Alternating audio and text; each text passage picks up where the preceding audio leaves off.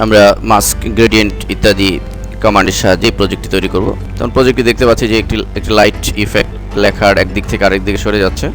তো এই প্রজেক্টটি করার জন্য আমরা আমাদের মুভির সাইজটি 400 বাই 150 করে নিব এবং ব্যাকগ্রাউন্ড কালার এই ধরনের একটি কালার নিয়ে নিতে পারি। এরপর আমরা এটিকে মুভি ক্লিপে করব।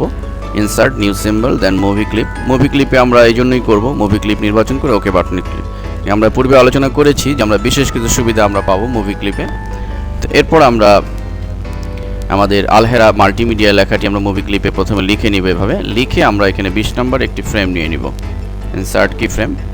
এরপর আমরা একটি নতুন লেয়ার নিব এবং এই লেয়ারে আমরা এই রেক্ট্যাঙ্গেল টুলটি সিলেক্ট করে একটি রেক্ট্যাঙ্গেল ড্র করব, ঠিক এই লেখার বরাবর উপর দিয়ে, ঠিক এভাবে। এরপর আমাদের যে কাজটি করতে হবে যে আমাদের রেক্ট্যাঙ্গেলটি সিলেক্ট করে আমরা এখানে একটু গ্রেডিয়েন্ট দিব। সেই গ্রেডিয়েন্টটি দেওয়ার জন্য আমরা চলে যাব উইন্ডো মেনুতে এবং দেন কালার মিক্সার, এবং এখানে কালার মিক্সার হতে আমরা এই বক্স হতে লিনিয়ার সিলেক্ট করব এবং আমরা এখানে দুই কালার একটি গ্রেডিয়েন্ট দেখতে পাচ্ছি যে আমরা এখানে গ্রেডিয়েন্ট কালারগুলো একটু চেঞ্জ করে নিব। প্রথম কালার স্লাইডারটি ধরে আমরা এটির কালার ব্লু দিয়ে দিলাম এবং এরপরে এখানে একটি স্লাইডার ক্রিয়েট করব ক্লিক করার মাধ্যমে এবং এই কালারটি চেঞ্জ করে আমরা হোয়াইট দিয়ে দিব এবং সর্বশেষে যে স্লাইডারটি সেটি সিলেক্ট করে ক্লিক করে আমরা এই কালারটি লাল, টকটকে লাল দিয়ে দিলাম।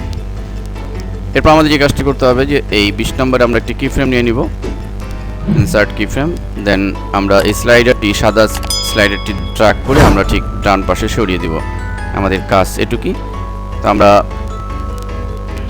এবার এই লেয়ার 2টিকে সিলেক্ট করে আমরা নিচে প্রপার্টিস থেকে শেপ অ্যানিমেশনটি সিলেক্ট করে দিব। শেপ অ্যানিমেশনটি সিলেক্ট করার পরে